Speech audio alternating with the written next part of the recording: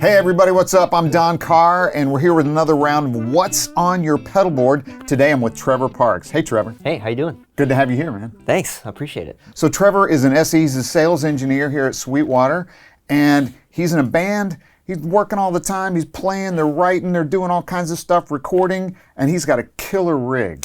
That's right, man. I've put a lot of thought and effort and money into the board over the course of quite a few years now. Ever since I started working here, I've had obviously a little bit better access to some of these from where I used to be, but there's been a lot of care and thought and planning, and I rip up the board maybe every few weeks or so to kind of try some other things out and see what works and what doesn't. But overall, I'm pretty happy with where I've arrived with the board. Yeah, you've got a really interesting setup.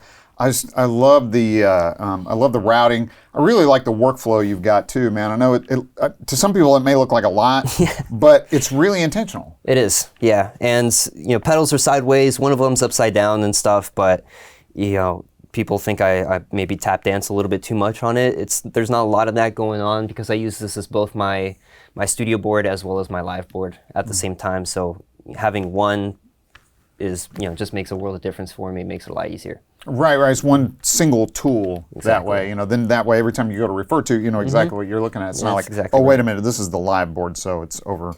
Exactly. Yeah. Less tap dancing. Yeah. Always good. Always good. So, all right. Well, let's start out. So, where does the signal go in from your guitar? So, everything is going in and out of this Mesa Highwire buffer pedal. I think it's super important to have a buffer, especially with as much cabling as I have and as many pedals as I have going on in this. I do lose a lot of that top end, and I want something on the front end, and I want something going out to the amplifier as well, just to clean it up and make it sparkly and nice with my single coils on the Strat. So first things first is into the high wire, and then out of that we're going into the filters, which is the Slashwa here and the Electro-Harmonix Qtron. So the Slashwa is something I'm a fan of because of the Q on it. The range between it is not too quacky, and it has some clarity to it. No matter if I have drive or not, it's always very present and percussive, and I really like that about it. The Qtron, a few different guitar players inspired me on that one as well, but I feel like as a guitar player myself, I like to be as dynamic as I possibly can be.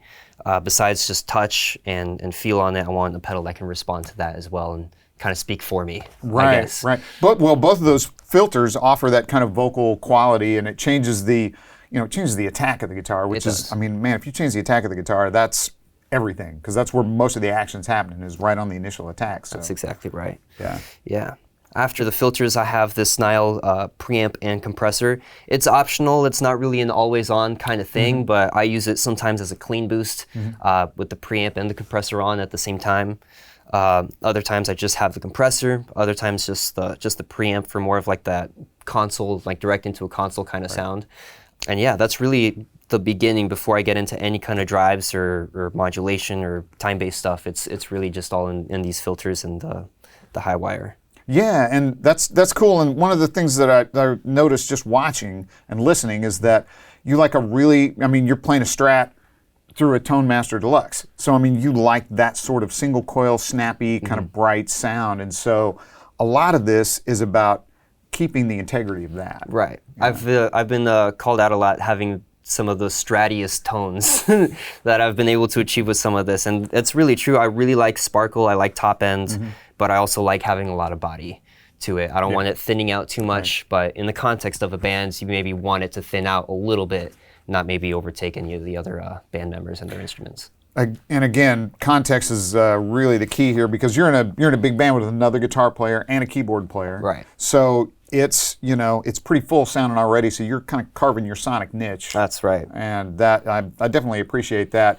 Because, if you're playing in a trio, you maybe want it to sound as big as you can possibly get it to sound. Right. But in your case, you're like, okay, well, here's the spot that I really stick out, and this is where it's going to work. Yeah. And maybe being in a 6-piece band and having this many pedals is a little counterintuitive. But again, it's also my studio board and something I use at home to bounce ideas off of. And I guess that's where the ditto comes in, but we'll get to that. Yeah, right. The keyboardist will do a lot of lead stuff here and there, so I kind of take the role of the keyboardist at times with the luminary and maybe the the slow and stuff, just to kind of create that background for it. Nice, nice. Okay, so all right, so after the Nile, what's next? So after the Nile, I got it going into the Ernie Ball volume pedal. That has the polytune out of the tuner as well. So even though the tuner has a buffer in it, I'm not really using it. I have the high wire for that. Right. The polytune specifically, I use that because if you're tuning in between songs, you want to be quick. You don't want to spend the whole time tuning your guitar. So one strum, tweak it here and there, good to go. I forgot to mention also the Qtron has the Electro-Harmonix Octavics. Fuzz, octave fuzz in the FX loop for the Qtron. Oh, that's right. The Qtron has its own effects loop. It has its own effects loop, yeah. So when I want a little more screaminess, aggressiveness out of it, but still get the attack on my Qtron, that's what I use. Nice.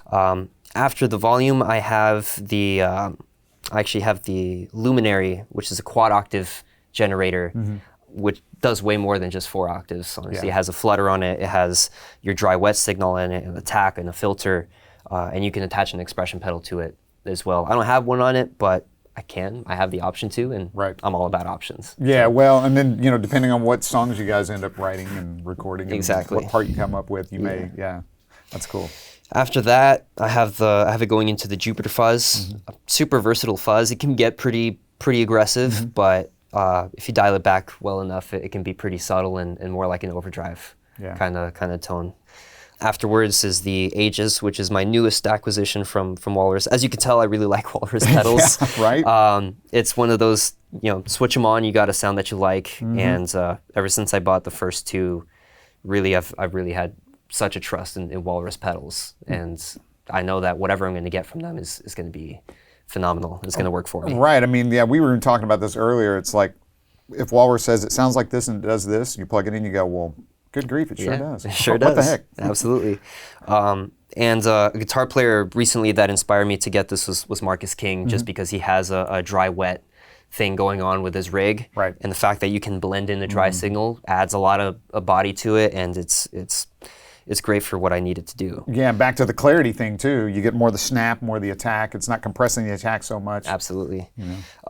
Afterwards, we have modulation. I have this little Moore pedal, the little green guy here, which is a beast in itself, and it has 11 different modulation effects. Wow. Truly, I only use it for like 2 or 3, mainly just like a flanger, but I'll use a chorus and a phaser every now and then. After that, it goes into the Walrus ARP 87, which is every delay I could possibly need in it as well. Analog, digital, lo-fi, slapback. Yeah. And then into the slow as well for my lush ambient stuff when maybe the amp reverb doesn't cut it. I have another option to create kind of those soundscapes. Yeah, cool. So the slow is really just about that. It's about ambience. Because you're constantly using verb on the amp. Right. And I have my foot switch for the amp also that can turn it on and off, as well as tremolo. But when I need something bigger, more house of worshipy, I guess, that does it for me, for sure. Cool. And then the last thing here before we get back into the high wire is the TC Ditto, just because practice reasons. Yeah. You got to practice every day if you want to get good. So. Yeah. No kidding, man. It's always fun to practice to something else as opposed to a metronome or your imagination. Yeah, right? Absolutely. Yeah. And who knows? You can also use it, for bouncing off ideas off yourself. Yeah. You don't always have 2 guitar players in a room, but you can make it sound like there are. So, yeah, right. Yeah. And then all of that just to go back into the high wire buffered signal out to the amplifier, and good to go. Man, really simple, really nice. Again, a lot of pedals, but they're all purpose-driven, but the whole concept is really simple. I like, what pedal board are you using? It's a Voodoo Lab. It's a Voodoo Lab, I think it's the large one. Yeah. Comes with the Mondo power supply underneath, and has all the power options that I need for it, though I think I am at the limit. And I see a whole bunch of EBS patch cables on there too. EBS patch cables are been my favorite for maybe 2 years or so, and a couple of the Dario Planet waves in there also. Yeah. Well, man, looks great, sounds great, really, really nice stuff, man. Let's hear a little bit, if you don't mind, man. Yeah, no problem.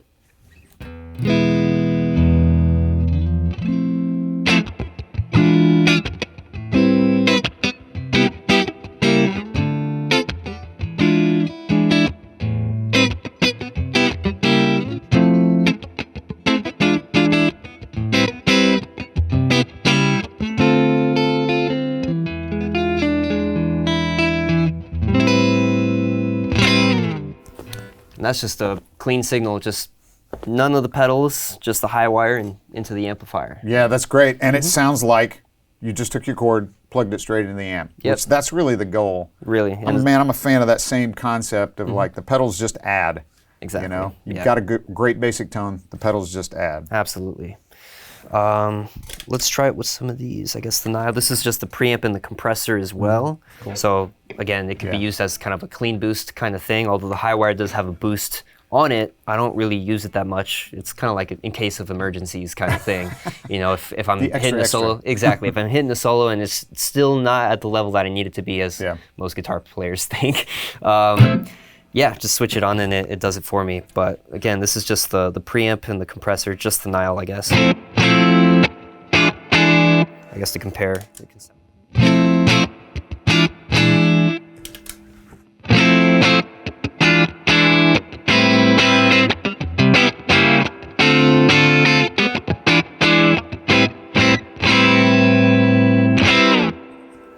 Nice. Yeah.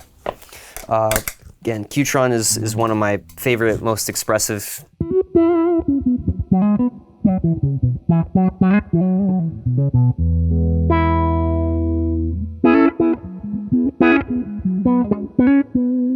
I let it do all the speaking for me. You know, it's really all touch and dynamics there to make it respond the way that I want it to. And the fast and the slow response helps me out a lot with that if I want something that's a little bit squishier, I guess. Maybe I'll like throw on the slow pedal, throw on the maybe the slow response on the Qtron and make it.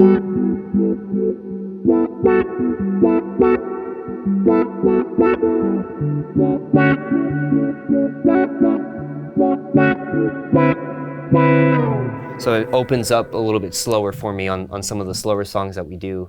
I feel like it just kind of introduces you to the chord rather than just kind of slapping you in the face with it. Right. And that's kind of really what I'm going for when I do that kind of sound with the Qtron. Yeah, and that's very non-guitar. And again, in a band with a keyboard player and another guitar player, I mean, anytime you can be the other sound. Exactly. You know, that's pretty cool. Yeah. That's pretty cool. I know you do the same thing with the Luminary. Yeah, you know, that's right. So the Luminary has obviously 4 octaves in it, so it gives me kind of an organ kind of sound to it, especially if I just put it in there subtly. And maybe the attack a little bit slow.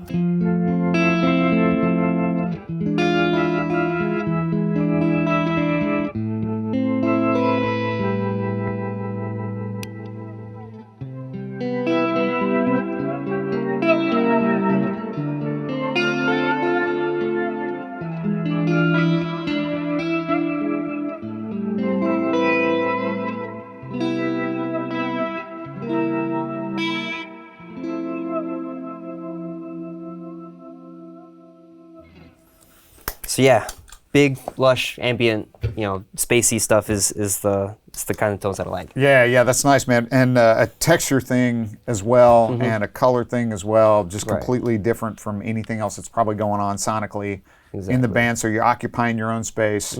Again, I like that. Yeah. Very purposeful, Yeah. Yeah, like and a lot of times when the keyboardist wants to do his thing and he needs kind of like that backup pad organ sound that he's playing, but he's doing the lead stuff, that's where kind of I come in and jump in and do the keyboard part for him. Yeah. So he doesn't have to think about it. So you've got 3 drive pedals, technically, and you're not really doing anything would be considered high gain. Right. I mean, all of your sounds are more moderate gain to low gain, but they all have their own flavor to them. And I think that's an interesting choice, especially the 3 that you picked. It's Absolutely. a really interesting choice. Yeah, and the Ages is at times kind of more a bass sound, just a core kind of sound that I like to have, maybe almost as an always-on kind of thing, just to give me a little bit of that amp overdrive kind of feel. Right. And the Jupiter comes in when it's paired with the Ages to give me that high gain kind of chunkiness that I can use with my Les Paul from time to time. Oh, okay. And then the Jupiter by itself, it can be really subtle. It can be very aggressive. Normally, I have it somewhere in the middle. There are parts in certain songs where I need it to be really aggressive. There are other parts where I don't need it to be aggressive at all. And same thing with the Ages. With all the different modes that I have on there, man, I just have everything from my Stevie Ray Vaughan tones to my Marcus King tones to my Jimi Hendrix tones with the octavics as well. And that octavics, again, just in the effects loop for the Qtron. So the only time you really hear it is when the Qtron is on. Right.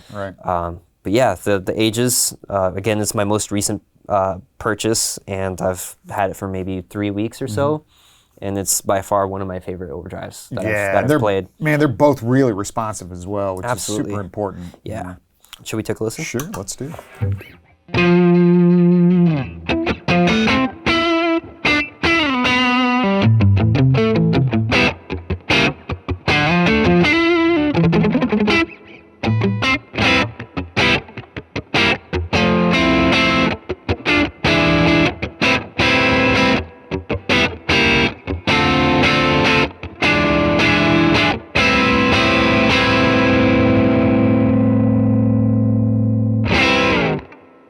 I have a little bit of the dry single blended in, not too much, but something to give it some body and some girth to it, I guess.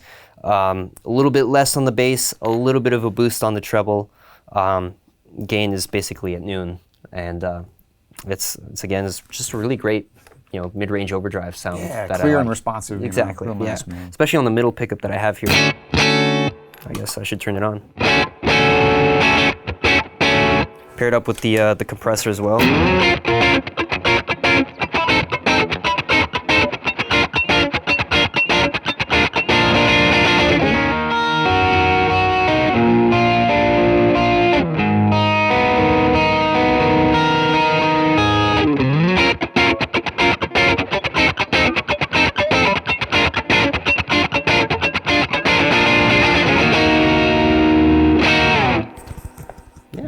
Yeah, that's great. The compressor keeps it nice and contained. I mean, it's a sound that's not just like taken over completely. That's right. Yeah. In a 6-piece band, you want it to kind of be that way. Right. You just want to hang out, let the other people do their thing, and when it's your time to shine, it's your time to shine. Go for it. That's it. Yeah. So let's hear the Jupiter. Sure. Please.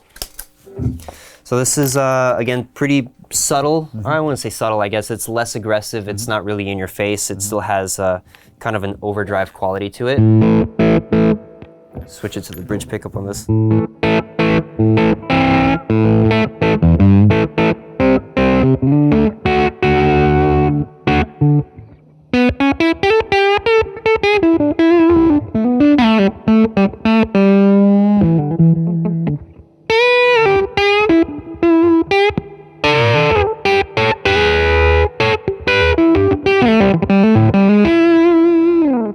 So really smooth. Yeah. It's not really in your face at all. It's just, it kind of sits back. It's great for kind of that subtle lead stuff that I like to do. Yeah.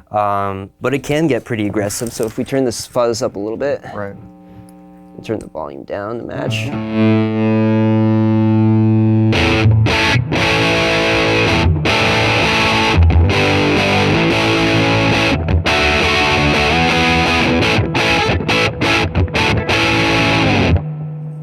Man, that's crunchy, but it's still really clear, though. Yeah. And again, I think it's all with the buffer and with such a clean amplifier and these pickups, I think it really brings out the clarity in a fuzz that can get really dirty and normally muddy up a signal with maybe some humbuckers or something like that. But yeah, it's a great pedal. It's versatile. It needs, it has what I need it to do. And it has all the qualities that I'd like in the fuzz. Yeah. And plus it has a bass switch on and off, so if I want a little bit more body or a little bit more bass to it, I can certainly get it.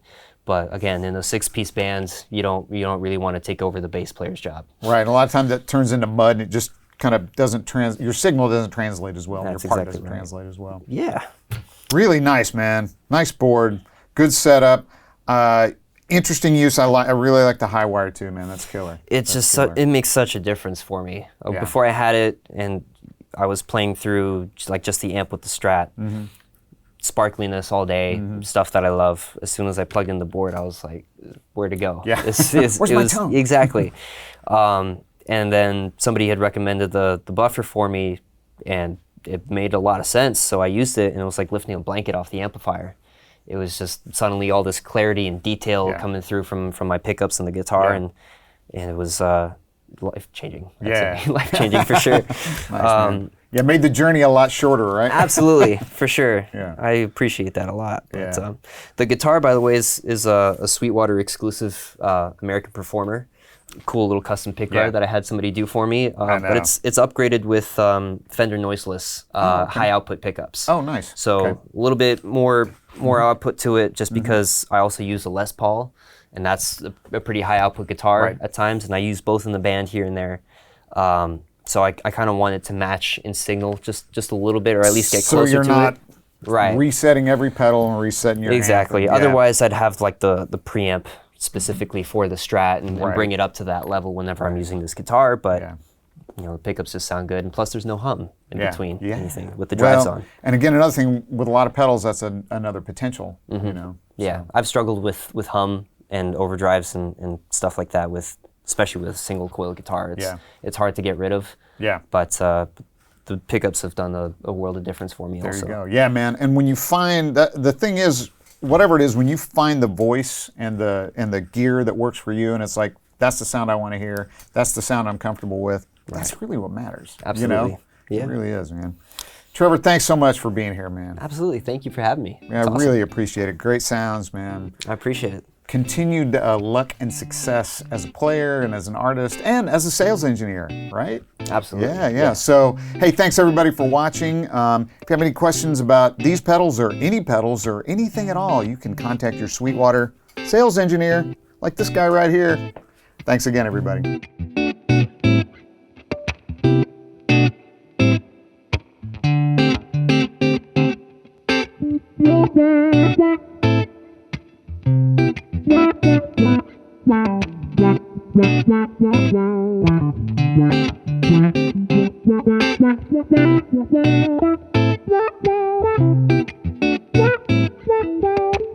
Wow.